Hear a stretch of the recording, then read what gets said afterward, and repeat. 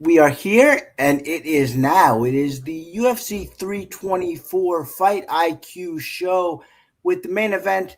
Paddy Pimblett taking on Justin Gaethje for the interim light heavyweight title. I am Chris. You know my compatriots here, Joe and Drake. Never a burden. We're gonna break down every fight for you, including some weight misses, some suspicious line activity, even, and everything else in between. It is the Fight IQ podcast show. And wanted to say I did sort of tease it out in the beginning, but we do have some interesting developments here, and we'll get into some of that later. But the first thing that jumped out to me when I looked at this card, we got some high salaries here. We got some high salaries. I don't actually recall if we've ever had a 99 and a 97 on the same card. Certainly not in a long time. So that does beg the question, where do you want to go to fill out your lineups? Of course, we just lost the fight. We had a pretty scary situation where Cameron Smotherman didn't look great on the scale, then actually face planted trying to get off the scale. Reports are that he is feeling much better at the hospital, but of course, his fight with Ricky Tercios has been called off. I know a lot of people were on Tercios as a dog, myself included. So that leaves us where we want to go there. So I guess the overall question is just, how do you look to build this card with 13 fights now? A lot of heavy pricing on the favorites, and a lot of them slated to do very well. So how does that lead you into building lineups? And I guess we will start with Drake. Drake, how you seeing this card from that perspective? It definitely becomes more of an issue now that we lost Tercios, which, like you had mentioned, was a pretty popular dog. I can see this card having an optimal lineup with a loss in it. For me, I'm not on a lot of dogs. There's a few that I do like. I just don't see them getting the job done. I view it more of as a 70-30 type of fight, but it's going to be a difficult card to build. GPPs could get very risky given the lack of dogs. I think cash is a little more safe on this one, but I'm excited for the card either way. Yeah, no, I agree. So it is going to be one of these where you take a guy that you sort of like, who you may have been lukewarm on before, and then you throw him in there. I certainly have a player or two like that. Actually, a play that I picked that I thought was going to be a sneakier underdog that might people might just pivot onto, but we will see. Joe, what about you? Where do you assess this on how you build lineups with the news that we have gotten of late? Well, first of all, with the 6-week hiatus, is it too much to expect like a full fight card and no drops? I mean, I feel bad about what happened to Smotherman. Thankfully, his brother Austin is doing very well in the Sony PGA right now. I think he's tied for 12th, so at least he's got that to fall back on. Are they actually related? Because I did see that. No, okay, no, they're not. Yeah. I was waiting for someone to call me out on that. Like, no, they're not related. Yeah, it's pretty obvious actually. I won't go any further than that. It's very interesting because we had obviously all the contests didn't drop until like Monday or Sunday, but we knew about this card, right? And we had the two main contests out, but you couldn't build lineups. And it's very rare that I go into a card and the first type of lineup I build is a cash lineup. So this sort of reinforces Drake's point. I do think this is a far better card for cash. And, also given the 6 weeks hiatus, I played a fair amount of NBA and NFL DFS, and I used some of my bankroll to play for tickets to UFC 324. So I ended up winning 4 tickets in the 555 contest and 7 tickets in the $25 contest. So it's going to look like on paper that I'm playing a lot in GPPs, but like I really do see myself playing more in cash games and looking maybe to pick off some people who I know like stack main events and like, just kind of going into that type of mindset. Right. So I'm looking at this as cash first, GPP second, which is a shame because the prize pools are typically bigger on these quote unquote, pay-per-view like cards because we don't have pay-per-views anymore. Right. Yeah. Should say we are going to be here for all numbered events, which is the only change. We call them numbered events now. But we'll be interested to see. And, I still think I'm a little heavier on GPPs just because of the price discrepancies. And you have to go more stars and scrubs. But we will see how that shakes out. Well, we're going to move on to the card. But before we do, I just want to say, if you're interested in 15% off of any RotoWire subscription, of course, MLB ramping its way up. We still got the NFL playoffs. If you're into DFS and a whole bunch of other sports, golf is heating up as well. You see that on your screen there. 15% off any subscription. RotoWire code YouTube15 at checkout. That's YouTube15. Again, 15% off any subscription. But with that said, we are now going to move into the first fight of the card, and it is. I'm sorry, I had mine set up differently, so just 1 second. It's Fugit Miller. It is Fugit Miller. I got it here, Joe. It is Ty Miller at 9,300 taking on Adam Fugit at 6,900. Line on this fight is. Sorry, I am all out of sorts here, ladies and gentlemen. No, I don't want to try that for a limited time. Line on this fight is minus 600 for Miller, plus 425 for Adam Fugit. And even before the cancellation happened, thought this line was a little wide. Adam Fugit is certainly nobody's idea. What are the salaries, Chris? Now, I know you did not give the salaries. I did. I give the salaries first every time. It's 9,300. You gave the betting lines. Did no, he give the salaries, no, Drake? I gave the salaries first. Drake, I'm going to leave it up. Drake, did he give the salaries? I wasn't really listening. I was reading. Right, well, Drake is no help, but it is 9,300 for Miller and 6,900 for Fugit. And if anybody watching would like to chime in and let's. It's kind of a running gag, but I honestly do not think you gave the salaries personally. No, I always do it first. So if you hear betting lines, that means you heard salaries. But in any case, what I was going to say is that Adam Fugit is nobody's idea of a dog that you absolutely want. But Miller is kind of not, I would say, I don't want to say he's not athletic, but certainly not as athletic as Fugit's last opponent there, and kind of upright. 16 of 16 leg kicks in his Contender Series fight, and Adam Fugit will attack that leg. And he does stand kind of upright, so I do think the leg is there to be attacked. The wrestling could put him in a couple of spots too. Not a great finisher, Miller. Only 2 finishes in his 6 wins. Of course, that can come, with development. But as it stands, not really. I would say a dedicated finisher. And he's got some things to like. Miller does. He throws long, straight punches. Not unlike the ones that got Fugit knocked out in his last fight. But again, I don't think he's as dedicated a finisher.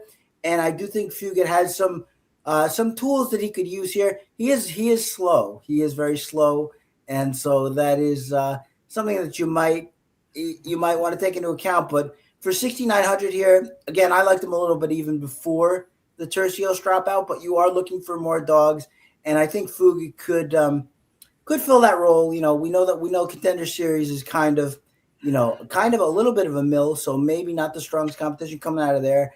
And we'll see what we get out of Miller. But I like Fugit a little bit, and he's going to be my pick here, with the acknowledgement, of course, that he could meet his end pretty shortly after the bell rings. But we will see what the boys think, and we'll start with Joe. Joe, how do you see this fight? Yeah, so I actually looked at this fight a lot longer than I might have, because one of my coworkers reached out and said, "Oh man, this line is way too wide. I really like Fugit as a dog." So I looked at this a lot closer than I normally would. And I'm sorry to say, Matt, you're completely wrong. First and foremost, there's a 12-year age difference here. We're talking 37 to 25. I don't know what the exact stats are, but I want to say whenever there's a 10 or more year age difference, it's like high 70%. The younger guy wins, maybe even higher. Also Fugit trains in this no-name camp. I also have a rule where anybody who trains in an MMA camp where the name of the camp has N Fitness at the end of it, that's not a real MMA camp, right? That's like a gym that offers some MMA training. So and Miller trains at altitude in Albuquerque. So right off the bat, the narrative does not work. Then if you look at the style, Phuket is more of a Muay Thai type style. Like he kind of is there to be kicked, like, and trade punches. And I just don't think that is going to benefit him well. Miller is 6-0. He has definitely he's had some fights in amateur fights as well. So the experience gap is not as wide as you might think, given the age discrepancy. I like Miller here, but like, I really don't know how this fight is going to end. And that's what concerns me. I want to think that Miller could probably get the finish here. Again, Phuket, 12 years old. He's got 37 years old, 12 years age gap. He's got to understand that he's probably not going anywhere unless he does something spectacular. I can't see the UFC even keeping him around for that long, not in this weight class. So, I like Miller here. Where I would put him on the spectrum, like I sure would rather have more. I'd rather have Umar. I'd rather have Gauthier. So like, I don't know how much Miller will actually get to, but I am going to make the pick with Miller.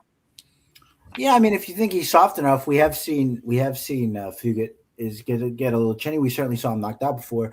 So if you do think that's going to happen, I think Phuket is at least worth that look. So I side with your coworker there. I would imagine. Drake, what about you? How do you see this fight?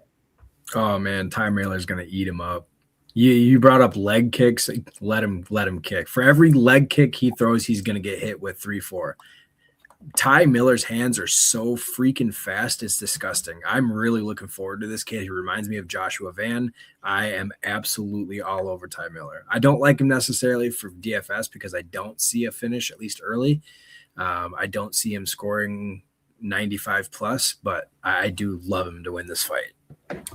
Well, I mean, if he lets Fuga hang around, who knows? We got a kid making his debut. We got sort of the old salty dog, but Miller, he does have youth, as you both mentioned. So we will definitely see how that shakes out. But for right now, we are going to move on, and I will go ahead and adjust my screen there too. It is next fight up, Josh Hokett at 9,000, taking on Denzel Freeman at 7,200. Line on this fight is Hokett at -235, Denzel Freeman at +200. And remember Denzel Freeman, he was the guy who was brought in to fight the card filler guy who was then released because he couldn't fight on another card. So I don't know what to make of Denzel Freeman's debut win. Not much. Not a lot happened in that fight. Freeman is kind of an athletic wrestler. He's athletic, but he does stand around way too much, as we saw in his debut. And Hokett, if nothing else for him, he is very super aggressive. He'll go for his takedowns. He'll throw his big shots. And I really think that's going to be enough here. I don't like Hokett overall, really. I think he's going to face some problems moving up the ladder. I don't think his game is very deep. I don't think he can strike very, very much, but he doesn't need it here, I don't think. I think he's just going to sort of overwhelm Freeman and bulldoze him. So I am on Josh Hokett, and that's a pretty good salary there in the lower 9,000s. We will see what the boys think about this one. We'll start with Drake, rather. What do you think of this fight? Yeah, Hokett's my favorite play on this whole card. I think he's priced just perfectly. I think he goes well over 100. I think he absolutely destroys Freeman. Freeman showed me absolutely nothing in his debut. No, not enough defense for this. We didn't even get to see Hokett's ground game in his debut fight because he knocked dude down twice and then the fight was over. I think he's got a lot that he can offer. I mean, he was 3-0 in the LFA. He came over here, won his debut, 2-0 in Bellator. And, he's only 28. I mean, this kid's got a lot going for him. I absolutely love him. I think he completely just smashes his value. Yeah, I agree. I like Hogan quite a bit here. Not so enthused about the corny little Colby Covington speech we're going to get after the fight, but be that as it may, I do want to say what's up, Joey? Thank you so much for hanging out. Joey commenting here as well that we might not have to see Hogan's ground game, and I kind of agree with that as well. Maybe we get another knockout finish, but we will see what Joe thinks. Joe, how do you see this fight? So a couple of things here. You mentioned that Freeman was a wrestler. The important distinction is that he was a Greco-Roman wrestler. Greco-Roman is all upper body. You don't go for the legs. It's really strength on strength. You don't shoot MMA type takedowns. You essentially look to outmuscle the guy and throw him to the ground, right? That's Greco-Roman. The other thing is, if you guys are curious, it's Denzel Luke Fox Freeman. You want to know where Luke Fox came from? Is Denzel Freeman was offered a developmental contract with the WWE. So he was that was the name that they gave him, was Luke Fox for the WWE, because he's somewhat athletic for a big guy, and they like that. And I don't know what that kind of contract pays, but he's even lost in PFL. If you kind of go back and look at his record, and he's 34 years old, so I don't really know, unless he's like more of a filler here. Like, they don't have a lot of people to fill fights at this weight class. And, if they like Hogan, they obviously like guys on the mic. They want guys and entertaining, and this is a very important distinction about Paramount, right? Like, Paramount paid $7 billion for the right to broadcast UFC fights, right? They are going to look for entertaining fights. There's no pay-per-view, so there's no clawback for Paramount in pay-per-views. They're going to make their money due to the eyeballs and the metrics in their advertising. So they're going to look for entertainment fights. So like you said, you felt the Colby Covington type speech is cringe. Like, that's what Paramount wants. Like, they want the guy to put the headband on and come out there and be Colby Covington, right? That's what they want. Why do you think Sean O'Malley's on this card? Right? They want these kind of high-profile fighters that people maybe outside of MMA might develop a fan base for. So this is the kind of guy that they want. That's why he's on this card, and they gave him a very winnable fight. So I like Hogan as well here. Yeah, very winnable fight, and that's a good shout about the Greco-Roman thing. We haven't seen Greco-Roman wrestlers really come in and be successful. There was one who was an Olympian, whose name I have forgotten, who didn't fare well. Got dusted by Grant Dawson, and then was out of the organization shortly after that. But in any case, we haven't seen Greco-Roman really. I think Chael was a little bit Greco-Roman, but in any case, not so much recently in terms of the success there. But we are going to move on, and we have a lot to talk about here. All of a sudden, it is Alexander Hernandez, 8,500, taking on Michael Johnson at 7,700. Line on this fight. Alexander Hernandez minus 102 now. Michael Johnson minus 118. And if that negative number, that higher negative number for Michael Johnson, no less, sounds odd to you, it's because you looked at this line earlier in the week and you saw that Michael Johnson was between a 120 to 140 underdog, depending on when you looked. There was a lot of movement on this line earlier today. We all remember the Isaac Bulgarian situation not too long ago. And, there hasn't been any, we were trying to ascertain, there hasn't been any word of any injury or anything. So, we don't know what's going on with the line movement here. It's certainly significant. And, it is worth noting, I think, of what you're going to do for the fight itself. Does it make you want to roster one guy over another? Hernandez was the sizable, I wouldn't say sizable, but the comfortable favorite, let's say, and now is the underdog. As far as just looking at it in terms of a fight, I really liked Hernandez in this spot. In fact, I wrote up in my article as a Hernandez knockout, just because I don't think Michael Johnson has ever done well with similarly agile, powerful guys. We've seen him get knocked out with one shot more than once recently, or at least semi-recently. Alexander Hernandez, is coming back on in a major way. He had the impressive knockout over Chase Hooper. I really think he's putting together all of his skills now. I mean, this is kind of an interesting fight in that we had two guys. I mean, Michael Johnson is way, way post-type, but in a sense, two post-type guys who are finding success going forward. I think it's like 5 wins for Hernandez and 4 out of the last 5 for Michael Johnson. So a good little track for both of these guys. I did think that Alexander Hernandez was the guy to, put a stop to it and really cement himself and move forward in the division. And now I'm not so sure. But let's see what our let's just go to our resident betting expert, I would call him, and certainly the one who brought this to my attention.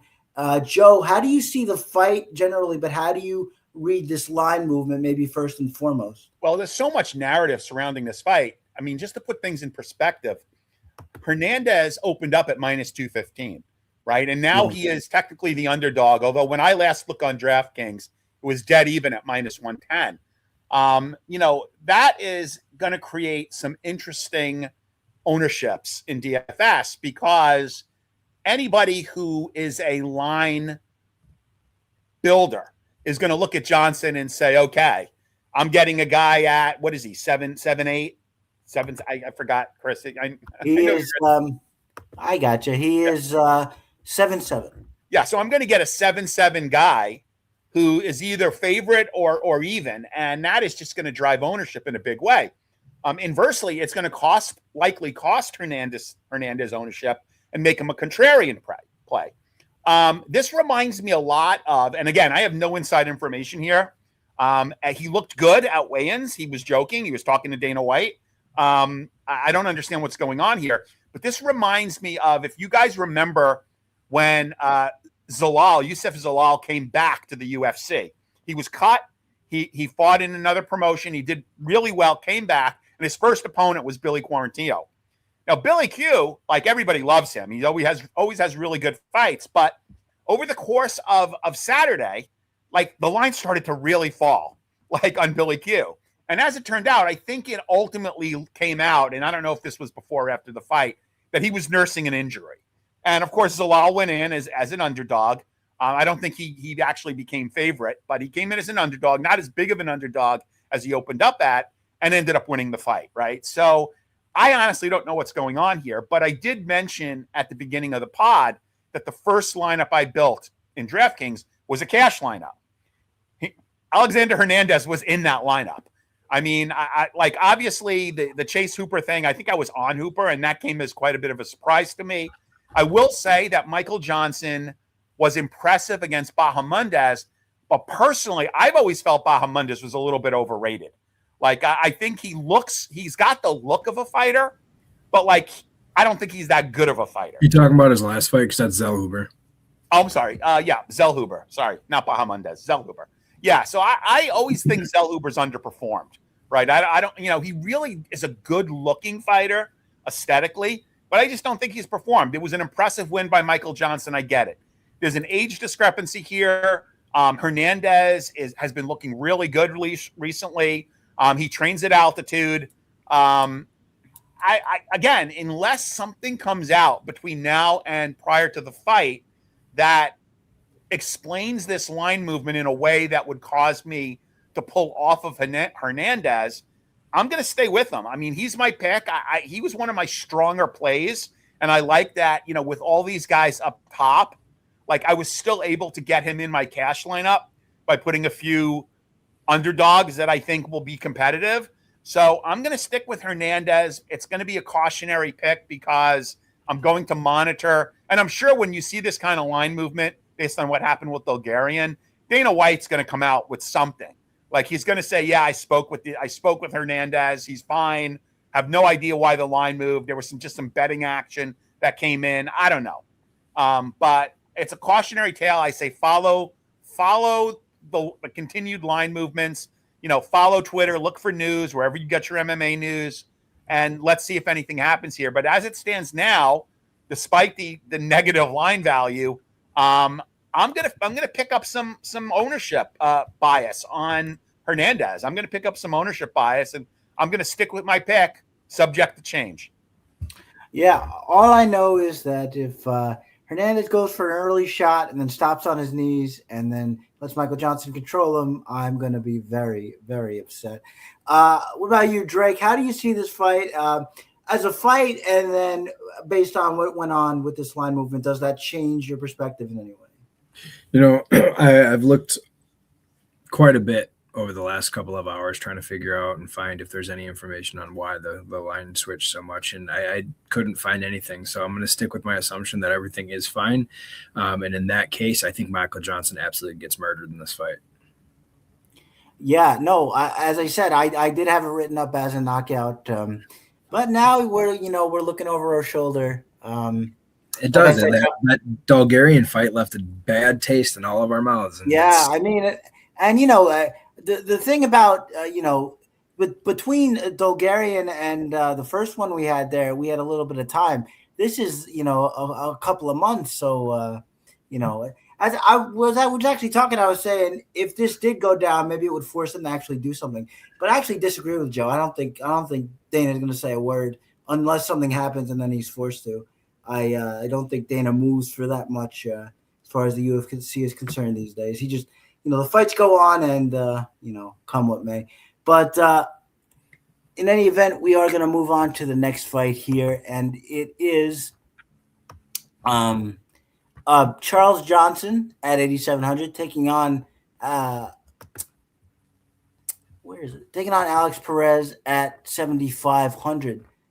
Line on this fight, it is Charles Johnson minus 170, Alex Perez plus 145. I have been a Charles Johnson booster for a good long time. That's not going to change in this spot. I like him very much. I think he's got power for the division. He can fight going forwards and backwards. He's good defensively. He can wrestle a little bit. He can scramble his ass off.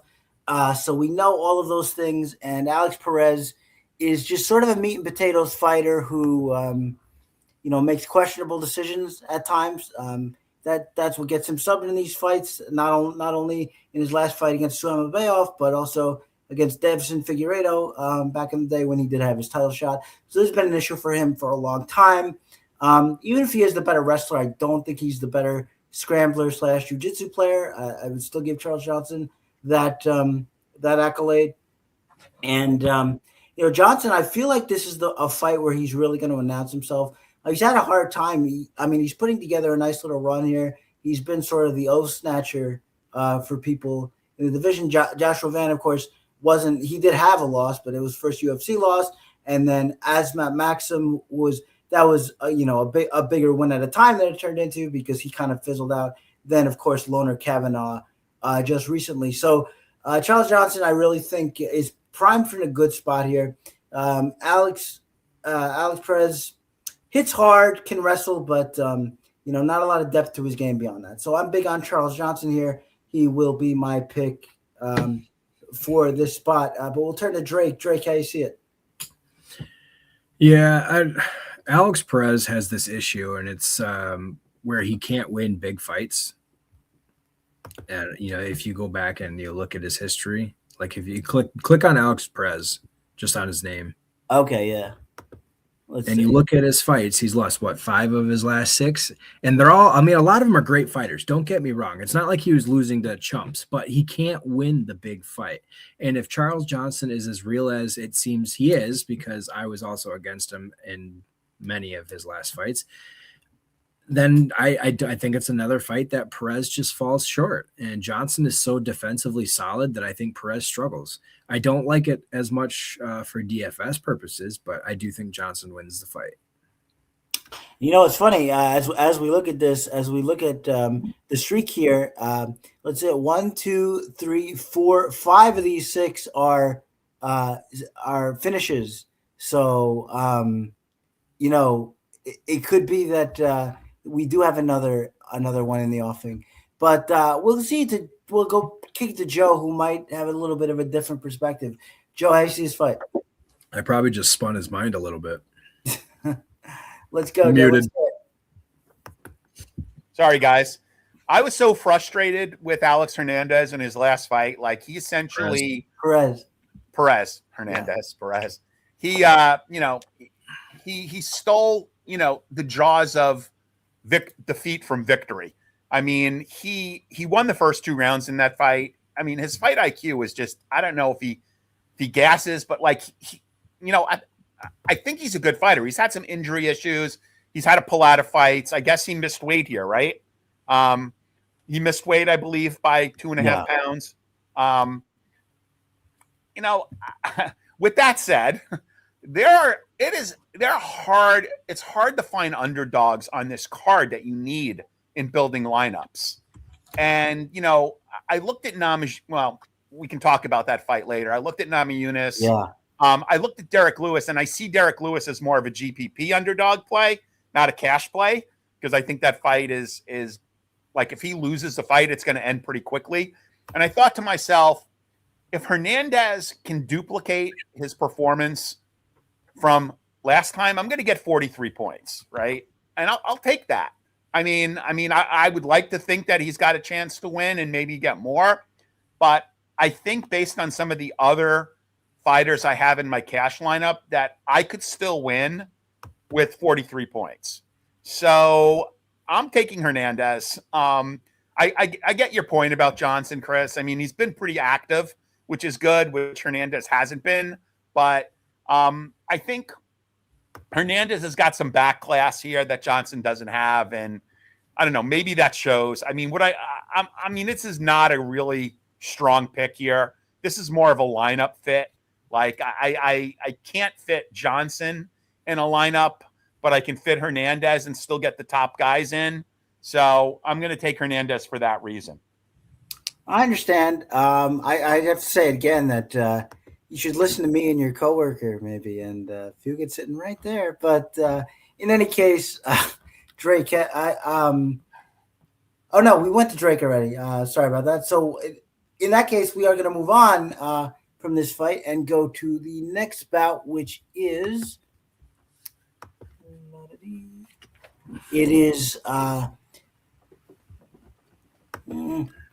here we go. It is Modestas Bukauskas at 8,400, taking on Nikita Krylov at 7,800. Line on this fight, Bukauskas minus 134, Krylov plus 114, and this seems like a more prime Krylov line to me. The way he's looked in his last two fights, just sort of going out there and getting starched, I don't really know how you can have a lot of faith in Nikita Krylov at this point. I mean, we know what his skill set is. We know that when he was in his prime and close to it, he could be a fun action fighter, grappler who would get you a lot of points in his wins. But now I don't really know how you can call it that way. As I said, if we do go ahead and look at Krylov here, we got the two knockout losses early, one to Dominic Reyes, one to Drake's boy there, Bogdan Guskov. And you could go ahead and say that those aren't pushovers, especially Dominic Reyes. As of late, he's come on a little bit stronger, but I still don't know if we can trust Krylov at this point in his career. Again, since we do need dogs here, and historically at least, Krylov has been one to put up a lot of points. Could give him a shot here. It is worth noting that Bukauskas is a BJJ black belt, even though he doesn't use his grappling a lot. He is very agile. He is very quick. So that is something to be said. That I don't know that Krylov will be able to take him down and do the things that would net him a lot of points generally. So I gotta go Bukauskas here. I don't know if he's gonna get a lot of ownership either. The only reason I would look at him is if Krylov is done, and then maybe we get another quick finish, and you get some scarcity on Bukauskas that way. But otherwise, not really a fight I'm looking at too heavily. But we'll see if the boys disagree. Joe, how do you see this fight? Yeah, so this is kind of interesting, right? One, I'm surprised that Krylov still has the Ukrainian flag as part of his profile on Topology.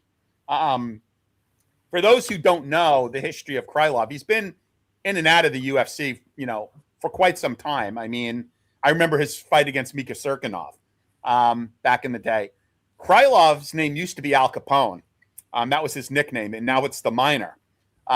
He is pro-Russian, which expects some booze when he goes into the octagon, because he's a guy that has the Ukrainian flag on his Topology page, but he is definitely pro-Russian, which is not going to endear him to many fans. Now, he came back from a layoff, and he has just looked like hot garbage. He has got great back class, but you wonder, first of all, is he really 33 years old? Is he really 33 years old? right? Bukakis is 31, so there's not that big of an age difference, but like it just seems like Krylov has been around forever. He's had a ton of fights. Is this just like his last paycheck before he goes back to fight on the Russian side of, the conflict? I don't know. I want to say that, with the backlash, he could be live, but he's like literally shown nothing in his last couple fights. Granted, against, the returning ghost of Dominic Reyes, who, a lot of people had written off. And who was his other fight? Oh, Gukov. Guskov. I mean, he's lost to some pretty good fighters. So I don't know. I mean, I am not like 100% on the Bukakis bandwagon here. Beating Paul Craig is okay, great. And then beating Kutlaba by split decision. He hasn't exactly fought the toughest guys. I mean, the quality of opponent goes to Krylov in a big way, and I can see him being fairly popular, especially with Tercios out. I could see people saying, "Okay, I need a dog. I don't like Perez. Let me get in on Krylov and hope that his back class comes out the light." And I can honestly see that, but I think I have to go with Bukakis here. I mean, he's also from the same region, by the way. His nickname is the Baltic Gladiator. He's from Lithuania, which, for those of you that, don't want to look at a map, that's one of the Baltic states. It's very close to the Ukraine. Which it's going to be kind of interesting here. I mean, I don't think he's pro-Russian. But in any case, I'm going to go with Bukakis here. I see the appeal of Krylov based on back class, but he's just looked like such hot garbage in his last couple fights. I can't endorse it. Just be careful with that name, but no, we will. We're gonna go move on to Drake here. Drake, how you see this fight? You guys have such long-winded things for these fights, man. Holy cow!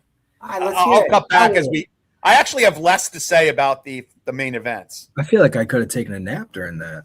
Yeah, I have less to say about the main event. I'm trying, we got to be entertainers, Drake. We can't just give. Like with all the competition we have to be entertainers. No, I know. Not to mention, I'm jacked on caffeine. I have to let you guys know. I had the same kind of approach going into this. I even said it in my article. If we see Krylov's old game, his specifically his submission game come out, he could easily end this fight early. It's just over the last two fights he has looked atrocious, and it's really hard to trust him. I will say, and I'm going to give a lot of credit to Bukakis, because when he had that blown knee from Khalil Roundtree, that it was bad, man. I wasn't sure if we'd ever see him again, and here he is. He's won, 5 out of his last 6 now, 7? 6 out of his last 7 fights. I mean, even if it is against lower competition, I give him I give him props, because it's hard to come back from. And I think he continues to get better. He is still only 31, and he's got a pretty solid overall game. I think he makes some silly decisions every so often in the ring, but I do think he gets this done. If we see the same type of Krylov we've seen in the last 2 fights, it's going to be done in the first round. Bukakis is strong. He's got some pretty wicked punches. His kicks are even worse. So I like Bukakis quite a bit in this one. Yeah, strong, fast. I mean, the one maybe critique against him is he spent a lot of time, dipping in and out, not really engaging, and a lot of his fights can be boring from that perspective. But Krylov, for better or worse, and maybe worse at this point of his career, will force the fight. So that could help to maybe get things done in short order, which could mean a lot more points. But we are going to move on now, and our next fight is Atepa Gauthier at 9,700 taking on Andre Pulaev at 6,500. Line on this fight is minus 1,000 for Gauthier, plus 700 for Andre Pulaev, and I won't say the line reflects what I think of this matchup per se, because there's just so much we don't know about Gauthier. 1-round fighter to this point. Pulaev is a dangerous fighter, dangerous kickboxer. But my problem with him is he can get backed up pretty easily, stands up pretty straight, and I think it's not going to take a few too many exchanges before Gaethje gets what he wants here. Pulev, when he gets space, we saw in his last fight, his kicks can be diabolical. He can really do some good work, but I just have a concern that Gaethje is going to back him up. Again, we need fighters here, and Gaethje, he hasn't had to show a lot of himself yet. Can Pulev, who is an experienced, dangerous kickboxer, can he put him in those spots? I tend to think not, but is it worth finding out? Maybe in a couple of lineups for GPPs it is. But nonetheless, I'm going Gaethje in this spot. There might be a little bit word of caution here or there. Just, Gaethje, if he runs into a little bit of trouble, how does he react? But I think the pick does have to be Gaethje. But we will see what the boys think, and we are going to start with Drake this time. Drake, how you see his fight? Yeah, I mean, as much as I would like to go with Pulev, you can't. I mean, Gaethje still has. We keep talking about age, but I think it's really prominent on this card. Gaethje, it feels like he's been around for 10 years, but the kid's only 23. Yeah, I mean, he's got so much going for him, and such a loaded division too. So watching him grow is going to be a lot of fun over the next couple of years. I just, everybody runs into trouble at some point. I don't think he's going to run into trouble in this fight. It may go out of the first round, but I honestly think that Pulev is going to go for a takedown and just get starched. Yeah, I mean, it could be. I tend to think that he gets starched as well, but there's always going to be, they call them these prospect losses where a guy comes in, you just don't expect it, and they expect to run him over like they've run everybody over, and one guy gives you a little too much resistance. I don't think it's going to happen here, but I do think it's something to be cognizant of in GPPs at least. But Joe, what about you? How do you see this fight? Look, I think Gaethje is who the UFC wants to win. Now, that doesn't always mean he's going to win, but I do think this is a setup fight for him to actually look good on the debut Paramount Plus card. He's a Cameroonian. Is not Ngannou from Cameroon as well? I think they are looking to build this guy up. He's very athletic. He hits like a truck. Somebody they could build a division around. And that's what I think the MO is going to be going forward relative to the Paramount contract. I'm not going to say anything about his opponent. I really, don't think that the opponent was put in this fight to have a chance at winning. Anything can happen with 4-ounce gloves, but I'm all in on Gaethje here. I want to point out something before we move on. He did fight 3 times. Like all 3 of his fights, UFC fights, happened in 2025. This is another one where if he does end it early and doesn't take damage, we're going to see him again in another 3 months. So, I mean, to Joe's point, I think it's huge. And in a division where a lot of the guys are either aging rather quickly or it's just, it's the same guys over and over. So they definitely want to build this guy up. Yeah, no, 100%. But the best laid plans of mice and men, et cetera, et cetera. And I do think that, Dana loves, and, I'm not saying he's wrong in this instance, but, UFC, especially latter days, has tended to love these big monsters in the heavier weight classes. And, they're not always as fleshed out as you would like them to be. So I do think it carries more risk than the price. I will say that, but I am still picking Gaethje. But let's move on to our next fight now, and it is the biggest favorite on the card. It is Umar Nurmagomedov at 9,900 taking on Deiveson Figueiredo at 6,300. Line on this fight minus 1,500 for Umar. Plus 850 coming back for Figueiredo. And, Figueiredo, I think it's admirable that he was able to come up here after his flyweight run, get a couple of wins. But I think it's all over with. I think this is the true beginning of the end where he's going to, start to question if he can still do this anymore. I think his game has always been contingent on his grappling, and more so, I think, he's been up to bantamweight. And I just think that he's going to get out-grappled here, pillar to post, and it's just going to be soundly done. Figueiredo has brought his power up. It has translated a little bit, but he's certainly not a combination puncher, and I don't think he's going to be able to put Umar away, who has been clipped in the past. We do have to say that, but I just think Figueiredo isn't going to have a lot for him when this fight gets to the ground. We could either see a sub or we could see a lot of rinse and repeat takedowns and control time. Either way, I think it's a big score for Umar.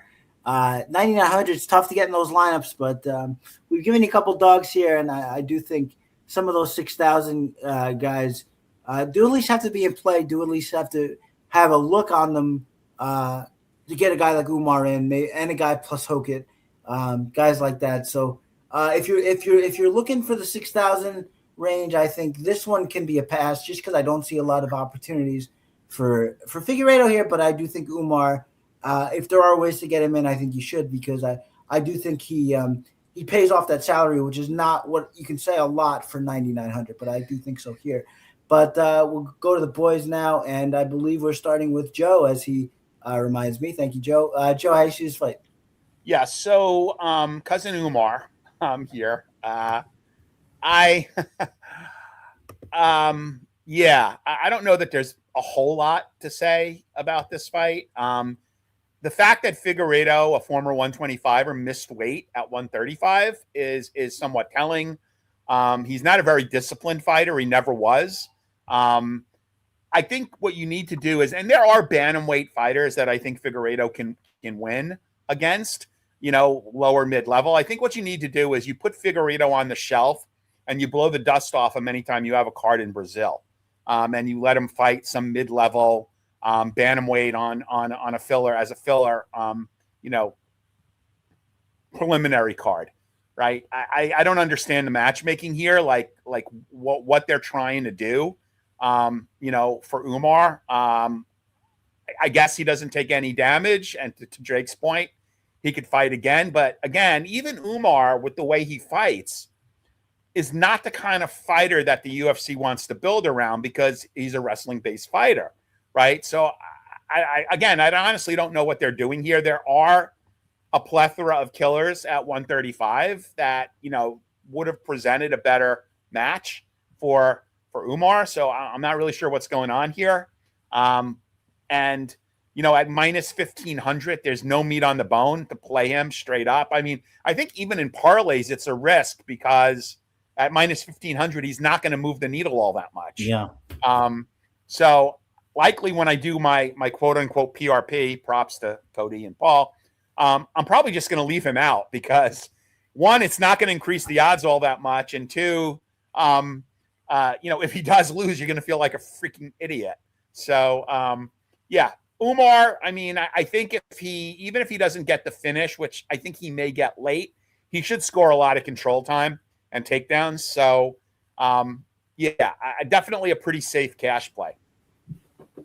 Yeah, I mean, I think he's pretty safe everywhere. I mean, his point totals, if you look, especially lately, his wins have been solidly like 108 or above, and I think that plays here. And honestly, I might go on the higher end of that spectrum, just because could definitely see either rinse and repeat takedowns or quick sub. Either way, I do think he's going to get it done. The only question in my mind is getting him in the lineup, but we'll see how Drake angles to do all of these things. Drake, how you see his fight? We are watching the beginning of the end of Deiveson Figueiredo. His retirement is coming soon. He's got nothing left. He also has nothing left to prove. He wanted to move up the bantamweight to try to, because he couldn't make 125 anymore. Now he obviously can't make 135. And there's no possibility of moving 145. So This is going to be one of his last few fights. He's going to get dog walked in this one. Umar's not going to have a single issue in this fight. I don't even know if Davison's going to land a strike. So it's Nurmagomedov all day. Easy cash play. Probably good for GPP as well. I mean, he could rack up 20 takedowns if he really wanted to. Yeah. This one, sometimes when you get these big favorites, there's a little hesitation in them. Not that much hesitation in this one for me, despite the price there. But we are going to move on to the next fight, and it is the beginning of the main card. It is Gene Silva at 9,100 taking on Arnold Allen at 7,100. Line on this fight is, where are we here? It is minus 235 for Gene Silva, plus 200 for Arnold Allen. And, looking at this fight, I mean, it's very easy and, merited to say that Arnold Allen has been nursing his shoulder injury, has some trouble with that. It's been a year and a half since we saw him in the cage. He had all these doubts of whether he'd even come back. Now he's here. So the first thing the first read of this fight, I think, which is a correct one, is just to say, well, Arnold Allen just isn't going to be able to compete with the speed and explosivity of Gene Silva, and he's just going to get trucked. It's different than sparring. He's not in cage fight shape, and it's just gonna be a rollover. But I would submit that Gene Silva is dealing with some uncertainty here too. He had never been knocked out prior to the fight against Diego Lopez. So this guy who had been killing everybody now has to deal with that. Is Gene Silva going to be a little hesitant in this fight? We've certainly seen it before after somebody takes their first knockout loss. So I do think that's something to be considered. But just as a fight as a whole, Arnold Allen, like if he was close to full strength, I could see this being a much closer line. Arnold Allen, and I'm going to pick him just because I think there's a chance that Gene Silva just won't be able to find him. Arnold Allen is a very good mover in the cage. He's very good defensively. And Gene Silva does throw himself out of position, trying to land shots. In fact, that's what led to the downfall against Diego Lopez. He does, again, explosive, but sort of just doesn't always know when to keep the genie in the bottle there, for lack of a better phrase. So Arnold Allen, I think, is a guy, and it's funny because in the Max Holloway fight, Allen was the guy who couldn't find Max. Here, I think that Gene Silva is potentially the guy who's not going to be able to find Arnold Allen, and Arnold Allen's going to sting him with counters and sort of leave him open for those hooks that he likes to throw so much. So I'm taking Arnold Allen as the sizable underdog here. There are a lot of question marks he does have to answer, and would I be surprised if the speed and explosivity of Silva were just too much for him? I would not. But if it isn't, then I think Allen is probably the more skilled opponent here. So that is where my pick lies. But so a man in his sweatshirt may disagree with me. What about you, Drake? How do you see the first fight on the main card? I don't know about more skilled. That's a bit of a reach. He's pretty skilled. Skilled, yes, but I don't want to. I wouldn't go as far as to say that he's more skilled than Gene Silva. All right. Well, however, I would have to say that Arnold Allen is probably my favorite play as far as dogs go. I do have Gene Silva winning because I do think that he is the better overall fighter. I do think that he could easily just starch him at some point. But the problem is, like I mentioned earlier, that we don't have many dogs, and I can actually see this going a full 15 minutes, which in that case, Arnold Allen should score decently well in a loss. I mean, and if he comes out with a win, then you're even better off because he's only 7,100. This is just one of those fights where I find it to be very close. I think it should be way closer than the odds indicate. I'm not really sure why Gene Silva is such a high favorite. And it might be in part because of Allen's injury, but I think it should be much closer. I think it should be probably closer to like minus 175 for Gene Silva instead of almost minus 300 or whatever it was. But yeah, like I said, I got Gene Silva, but Allen is probably my favorite play as far as dogs go for cash lineups. It's funny. I feel like if it was anybody else based on your commentary there, you would have picked the underdog, but couldn't bring yourself to do it. I understand. Before we move to Joe here, I just want to say, Michael, thank you so much for watching. Thanks for hanging out. We certainly appreciate it. But we'll go to Joe here. Joe, how do you see this fight? Yeah, Drake stole some of my thunder here. I'm on Allen. He is my favorite dog as well. I think he's a steal at 7.1K. It's going to be very popular. I mean, I love Silva. But I have to think from watching his fight, like, he's not very disciplined, and he seems obviously more interested in getting a bonus than being a smart fighter. Allen is the polar opposite. He is as boring as they come. He is a tri-star point fighter. He's going to have Faraz Sahabi in his corner. He's going to have a good game plan. They're going to have done film study on Gene Silva. He's not going to let Silva goad him into a firefight.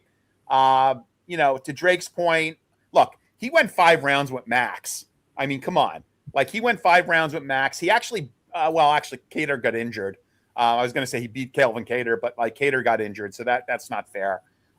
He's lost to Asvalev, and who's a world-class wrestler, and he's lost to Max, and he lost by decision in both those fights. So if he continues to game plan and doesn't let Silva draw him in, or buy into the pretend friendly nature of Silva, I could definitely see him making this a very close fight, maybe even going to split decision. I mean, I would definitely look to potentially bet the over on this fight, but I also do think Allen's a live dog, and I love him at 7.1K for DraftKings. Yeah, I like him too. And as you said, I mean, especially now with his resume and the guys he's been in there with. And as you said, his camp, he is going to be a popular dog. And I do think the guy who can win as long as again, he is not, sort of overcome by the speed of Silva there. But we are going to move on up the main card, and it is Natalia Silva at 9,400, taking on Rose Namajunas at 6,800. Line on this fight, Silva minus 340, Rose plus 280, and this strikes me as a fight that could be very, very boring. We have 2 outfighters who are quick in the pocket, like to move in and out. And I just think they're really going to spend a lot of time staring at each other, a lot of you go, I go. And then Rose maybe trying to use her grappling and getting stuff in 50-50 positions. So I don't like this fight for DraftKings at all, unless you're picking Rose, which I am not, because I just think Silva's going to be faster. I think she's a little bit more accurate with her strikes, and I think she hits a little harder. And for all those reasons, I am picking Silva. But again, unless you like Rose, unless you think she can land a shot or she's going to get her grappling going, I wouldn't touch this fight for GPPs because, the scores just aren't there for Silva, who is thrown up a couple of 68s, I think, in her wins there. So again, you're just not going to want it for Silva. Silva has a game plan. She works it to perfection, but it is not DraftKings friendly. So she is the pick, but I am going to say, save that salary for another fight. But we'll see what the boys do think, and we will start with Joe. Joe, how's his fight? Yeah, again, Thunder stolen. This is not a very good fight for DraftKings. I so wanted to bet Rose just because of her, amazing back class, former champion. For those, and I don't think we have too many casuals that watch the show, but like for those that are casuals, Rose is a bit of a head case. Like she and I don't mean to make light of it. Trust me, not me. But like she's had anxiety issues. The way that she went into that Carla Esparza fight, mumbling, I'm the greatest, I'm the greatest, I'm the greatest, and then just like threw in a turd of a fight. Like Rose has definitely got issues for all the talent she has. And I have a very fond memory of her, standing choking Angela Hill. And I think was it a tough finale, or I'm not really even sure, but I know that fight actually won me something. So I really have some fond memories of her. I mean, I don't get the whole shaved head thing. I think she's a fairly attractive fighter when she has her hair. But like Silva is the future. Rose is the past. I mean, I don't even know that this is a great betting fight at minus 400, because would it really surprise me if Rose won this fight? No. I mean, I think this is going to be a very boring fight, and anybody who has some big moments could steal around here. So could this be like an ugly split decision? It wouldn't surprise me. I am going to pick Silva here, but, parroting what Chris said, this is just an absolute horrible fight for DraftKings, unless you're looking at this purely as a contrarian play. Anybody who has eyes and can read can see what she's put up in terms of points, right? Like Rose has almost put up more points in losses than Silva has put up in wins. So it's just a horrible fight from a DraftKings perspective. So I'm going to pick Silva. I don't like betting at 4-1. I don't like her in DraftKings based on her history. I may take a few shots with Rose and see if, maybe she's got re-energized, got a sports psychiatrist, and just comes into this fight like the old Rose. It's not something I really want to bank on, but like in GPPs, okay, I'll throw a Rose lineup in, but I'm going to pick Silva. Yeah, I mean, I think that's going to be sort of unanimous here, but we'll see. Get the confirmation here from Drake. Drake, how you see it? Yep, I have this down as a DFS fade. I am not the biggest fan of Thug Rose. I can't stand the way that she fights. I don't know what happened between the Whaley fight and every other fight that she had, but it just something changed, and it was not for the better. That said, I know there are people on Rose, and I can't figure out why. Natalia Silva is much better than people think and give her credit for. You have the graphic up, which I was going to go over no matter what either. Anyways, if you look at her striking defense, it's at 65%. She averages 2.46 strikes against her a minute. And that's wild. If you go through and you look at all the elite fighters, 65% is higher than all of them. She is one of the best defensive fighters in the UFC, and that's male and female. She is incredible, and she does not get enough credit for it. I can see her holding the belt this year. I mean, she's that good. When you are able to coordinate your game plan that well, avoiding getting hit and still throwing 5 strikes a minute, you're doing something right. So as much as it sucks for DFS, because it's not great, she is a world beater in the actual octagon. Yeah, no, I agree, and that's a good shout. With the defensive metrics along with the offensive metrics. Just look at that absorb rate too. That ratio of 5 to 2.5. So double strikes landed as opposed to absorbed is something I haven't looked into that ratio too extensively, but I would imagine is something that we do not see very often. So definitely a good shout there. But right now we are going to move on up the main card, and it is going to be a don't blink fight. It is Waldo Cortez Acosta at 9,200 taking on the Black Beast Derek Lewis at 7,000. Line on this fight, it is Waldo Cortez Acosta minus 330, Derek Lewis plus 270. And this is one of those fights probably only going to take a couple of exchanges before we have a definitive answer. I was very slow on Waldo Cortez Acosta just because I think it was justified that he didn't do a whole lot in the octagon. Then he kind of had the weird fight with the eye poke, and then he came back and finished it. So not sure what the read is there, but then has a nice finish in his last fight as well. So if he has started to throw more, then I definitely like him. He's always had a nice jab. One of the few things he has had. He's always been very hard to hurt. That's another thing about him. So Lewis is probably going to get in there, and Derek Lewis, especially as an older fighter, has been strange. He either tries to knock you out, or he might try to wrestle at the beginning of a fight, which is odd. But either way, he's going to try to end the fight quickly, and I think Waldo could really use that jab to good effect here.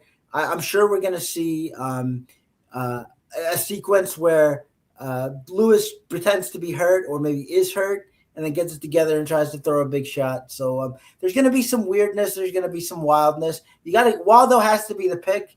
You got to have some Derek Lewis just because, it's heavyweight, it's GPP, and Derek Lewis is still one of the hardest hitters, if not the hardest hitter in the sport. So you still have to have some Derek Lewis, but as far as where the skill lies here, it's with Waldo, and he has to be the pick. But we will see what the boys think, and we'll start with Drake this time. Drake, how do you see this fight? There's a lot of fights where you can say that Derek Lewis has a chance. That's not in this one. Waldo Cortez Acosta has never been knocked out. He has got an iron chin. I don't care what you say. He is 10 times faster than Lewis. He is going to murder him. I don't think chin matters when you're talking about a big heavyweight like this. You think if he got hit, you might argue it's not likely to happen. I think it does matter though. He's had 18 fights. 18 fights against heavyweights. You think he's fought anybody who hits as hard as Derek Lewis does? I think Derek Lewis is 40 and losing it. So I think look, you could say it's not likely to happen. I would agree. I think it's a dangerous assumption to say that it can't. But confidence is good, and I hope you're right that he just trucks him, because that will be good for me and my DraftKings lineup. But we will see what happens, or rather, we will see what Joe thinks about it. Joe, how do you see this fight? I'm picking Derek Lewis. Whoa! Derek Lewis did some training at the PI here. Instead of his usual training regime of a half-hour cardio in Greece, he actually did some training at the PI. I've actually been stalking. I usually don't I don't have the time, honestly, to do like Instagram, TikTok stalking. But apparently, I've seen some videos. He seems to be in the better shape than I've seen him in a long time. He was talking about getting peptides from the USC, giving him peptides. Yeah. I honestly think he can finish Cortez. Look, I like Cortez. I like that he's active. In 2025, the best fighter he fought he lost against, which was Pavlovich. Spivak is good, but I don't think, and he's a decision machine generally. The last couple knockouts were against Cans. Would I be surprised if he won this fight by decision? No, it's only a 3-round fight. I get it. But at those odds and with his knockout power, I can certainly see Lewis potentially. And to Chris's point, would I be at all surprised if Lewis decided to wrestle here? Because we know that is a big, big Achilles heel for Cortez. Like, I would be shocked if he trained any wrestling at all for this fight. And sometimes you see guys like, remember when Ngannou, he had to do it by design because he was hurting. But Ngannou wrestled against Cyril Gahn and just kind of owned him. And no one ever saw Ngannou as a wrestler. So I wouldn't be surprised. Like, I could also see him going out and throwing a flying knee. Like, Lewis is just that kind of fighter. He's also the kind of fighter you want on a debut Paramount card, because of, he's great on the mic. People just like him. They gravitate towards him. And yeah, I get it. He's 41 years old or 40 years old. Heavyweights do tend to age a little slower, but I'm going to pick Lewis here. I'm going to say purely as a GPP play. Like, anybody who puts Lewis in a cash lineup, is really crazy. But I do think he's got a shot here. I don't think Acosta's going to crush him. Because he's not generally a knockout fighter unless he's crushing Cans. So give me Lewis here. Maybe he catches him with something. Again, at those odds, I think he's worth a small play. But also at 7K and GPPs, I definitely want a taste. Yeah, I would say as in baseball, power is the last thing to go with fighters as well, but I wouldn't go as far as picking them. So I guess I'm in between you two. I don't think you can totally write off Lewis, but I certainly think Waldo is the better fighter, and I think he is going to get it done here. But Joey thinks in the same vein as his boy Drake. He says Wildcard Acosta around 1 KO. Certainly it would lean that way. We will see how the fight plays out. But right now we are going to move to the co-main event. It is Sean O'Malley at 8,800 taking on Yadong Song 7,400. Line on this fight, it is Sean O'Malley minus 200, Yadong Song plus 170. And the more I looked at this fight, the more I loved O'Malley in it. I liked him more and more. Song Yadong is a good explosive fighter. He's got a lot of tools to his game. He can go to his wrestling. He's a good combination puncher, but he's got too many holes. Peter Yan was crushing him with uppercuts because he does dip his head. He was killing him to the body. And Sean O'Malley can do both of those things. The reach advantage, as you see here, is not going to help. The 5-inch reach advantage there. 3 inches in height. And I don't think that Song Yadong is the kind of wrestler or Yadong Song is the kind of wrestler who is just going to use his wrestling as a means to win a fight over 15 minutes.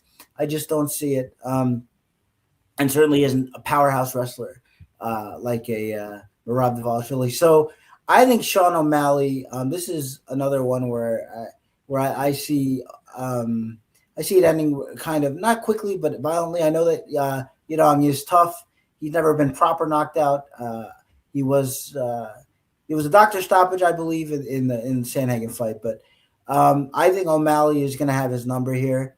I really think that it's a good spot for Sugar, and I'm sure he's going to get his little title shot after this to settle the Peter Yan rivalry. But I'm big on Sean O'Malley here. I think he gets it done. We will see what the boys think for the co-main event, and we'll start with Joe. Joe, how you see it? Yeah. So, do you guys realize that Sean O'Malley is 31? Like, I honestly thought he was still in his later 20s. Yeah. Everything you said, I agree with. This is a tailor-made matchup for Sean O'Malley. He is fighting someone who is not going to, or is likely not going to try to wrestle him. And even if he does, he's not going to get into like a chain takedown type of situation. He's got length, and, he's going to get the stand-up fight that he wants. However, here's one thing I didn't think about. He's 31 years old, and props to Cody Saftik and I always give props to him for a lot of his narrative in particular. Do you know what Sean O'Malley's worth? He's worth $4 million. He lives in Arizona. He's got a clothing line that's profitable. I think he might co-own a gym. This is a perfect Paramount type fighter, but what is his motivation? We know he can't beat Merab. We assume he can't beat Peter Yan. Is he motivated with a $4 million net worth to actually try to work for a title fight? I'm not saying he's going to slack off in training, but I'm just wondering, is the desire still there? And that was a very valid point that was made by Cody Saftik. I'm picking Sean O'Malley. I agree with you. I like him here. I think this is a tailor-made fight for him. I think he is a perfect Paramount card fighter. They're going to love him on the mic, but I honestly thought he was still in his 20s. I didn't realize he was 31 years old until I looked his age up, and then I looked his net worth up. And believe it or not, those figures are usually pretty accurate that you find online. I don't know, they pull their data from different sources. So, 31 years old, $4 million. He's got businesses outside of the UFC. Song Yadong, I mean, he has fighting as far as I know. He's a tough guy. I've always liked him. I thought he was a good fighter. I just think that this is a tailor-made fight for O'Malley. I do think he wins by decision, so I'm not as confident in using him in GPPs as I would be in cash, because this is not a wasted fighter that he's going up against. This is a guy that's still got some mileage on him. So let's say it goes to decision. I'm not sure what the scoring is going to look like. I definitely look at this as more of a GPP type of fight. I'm sorry, is more of a cash type of fight. I can see it. I mean, I personally think the advantages O'Malley has is going to be is going to lead to an end here. But it's been a lot. It seems like only yesterday we had Snoop Dogg yelling over the Contender Series promo for him, and now he is a grown man in our midst. But I did want to just point out that he has beat Peter Yan despite I mean, you're forgiven for thinking that because it was disputed, but he does technically have a win over him. So, but granted, there is the silk sheets thing, but I think he at least needs. I mean, I would think he would be ecstatic because he's going to think now, wow, that veil is lifted, because if Merab was champion, he was going nowhere, and now he actually has a lane. So I do think he's going to pop his head up at least one more time. But we'll see what Drake thinks about the fight. Drake, how you see it? I love O'Malley in this one. I think this is a nightmare matchup for Yadong Song. This is not the fight that he wants. This is not the fight that he's going to be able to win. And I know for sure that Sean O'Malley at least wants another title shot, so he's going to take this fight seriously. He was talking about if he were to get his title fight and he loses, then retire might be an option, or might be a thing. So I'm not worried about this fight. I think he comes out. This could be another 200 strike performance for O'Malley. Because Yadong Song, he has to get into the pocket, and every time he tries to get into the pocket, he's going to get comboed. I love O'Malley in this spot. And like Joe said, I think he's a great cash play. Yeah, no, I like him everywhere, to be honest. Like you said, the volume's there. I do think there's some finishing upside as well, and definitely do like the spot. But that'll lead us to the main event, and it is, excuse me, Paddy Pimblett, 8,900 taking on Justin the Highlight Gaethje at 7,300. Line on this fight is Pimblett minus 250. Gaethje plus 210, and there's a very classic binary at work here. On the ground, this fight is not going to be close. We have seen just how ineffectual Gaethje is against good grapplers. We saw it against Khabib. We saw it against Charles Oliveira. You might say those are top tier grapplers, but Pimblett is very good on the ground as well, very tricky and very big and physically strong. So if it gets to the ground, I don't think there's any doubt that Paddy finishes him there, but Paddy can get backed up to the cage. Even in the Chandler fight, which he dominated, if you go back there, Chandler has him back against the cage more than a few times. And against Justin Gaethje, that's just not a spot you want to be. We have seen Paddy get his chin checked in the past. He has been very better at managing distance for sure, and we saw that in the Chandler fight. But Chandler is an incredibly reckless fighter. Gaethje in the latter half of his career, not as much as we saw in the earlier half. I am picking Paddy Pimblett just because the discrepancy on the ground is so severe, and if he gets it there, that's literally the end of the fight.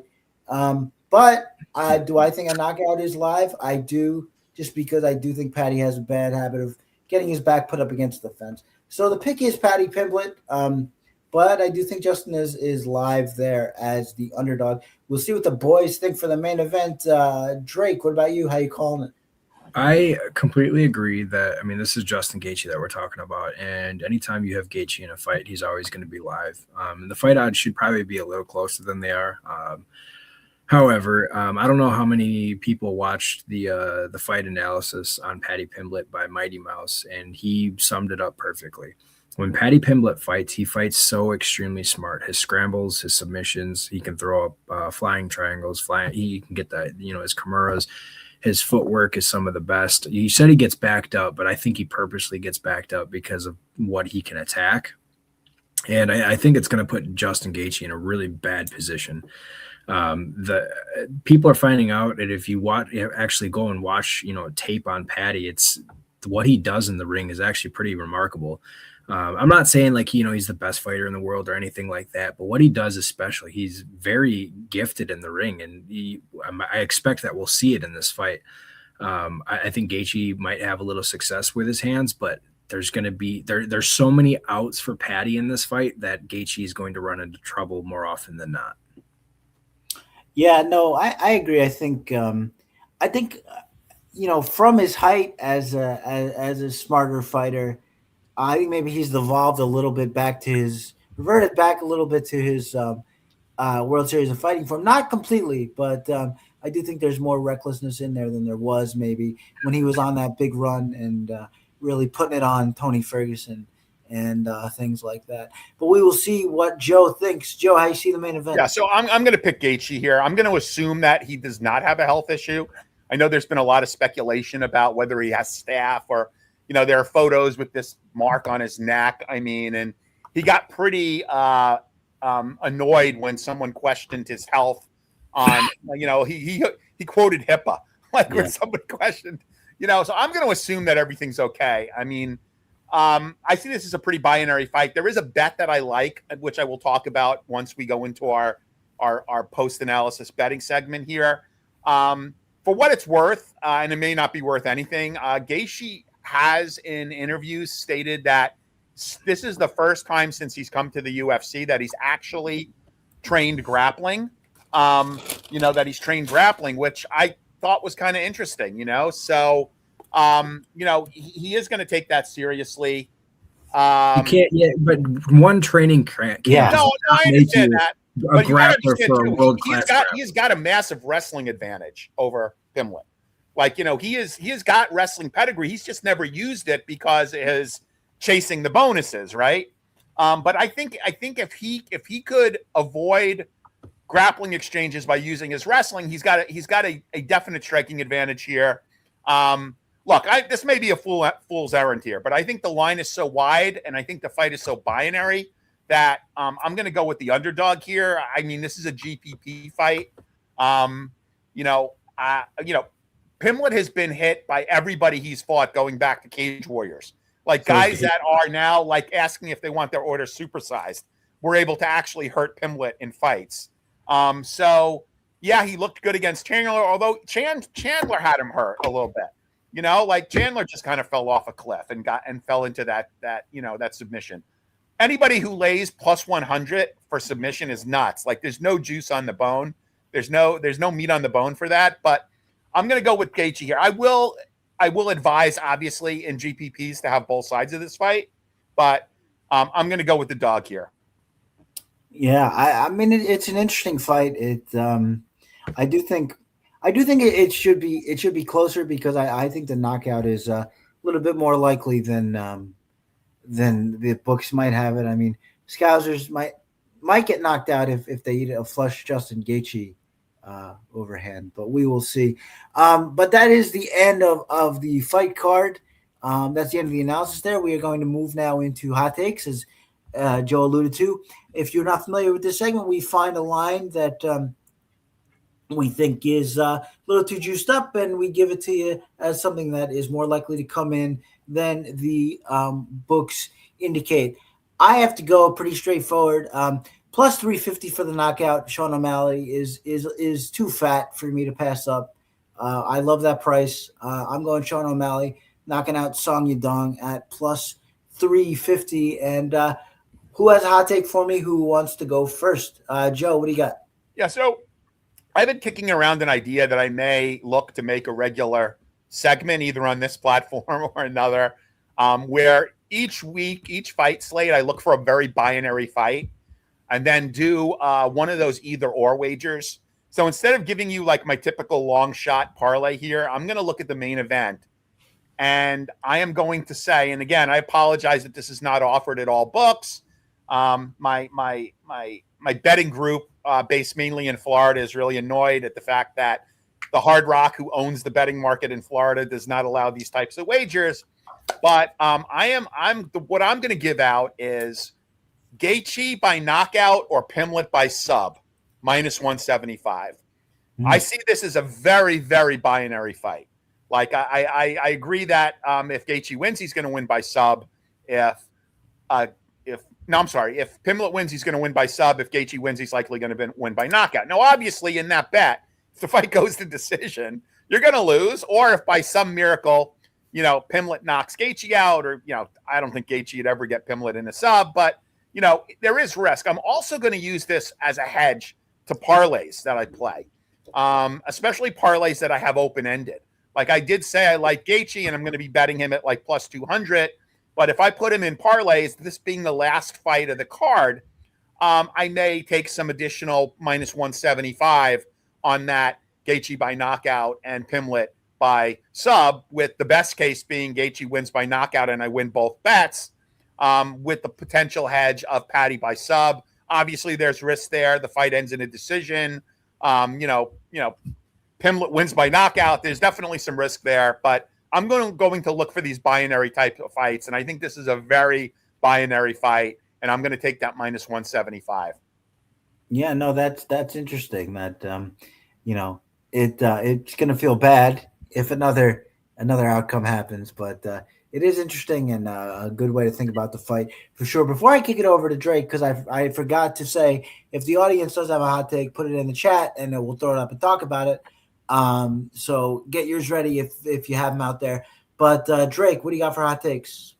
So I got two. I got one singular one, and then a 4-fighter parlay. I really like Charles Johnson wins by knockout. It's plus 500. I think it's pretty juiced, especially against a guy that just likes to get finished. Yeah. And then the other one, it's like I said, it's a 4-fighter parlay. I feel very strongly about all 4 of these guys. It's Alexander Hernandez, Sean O'Malley, Modestas Bukauskas, and Josh Hokett. And, the 4 of those guys together, it's about plus 620. And I think it's about as solid as a 4-fighter as you can get. Yeah, yeah. As four fighter parlays go, that does seem like a pretty good one, for sure.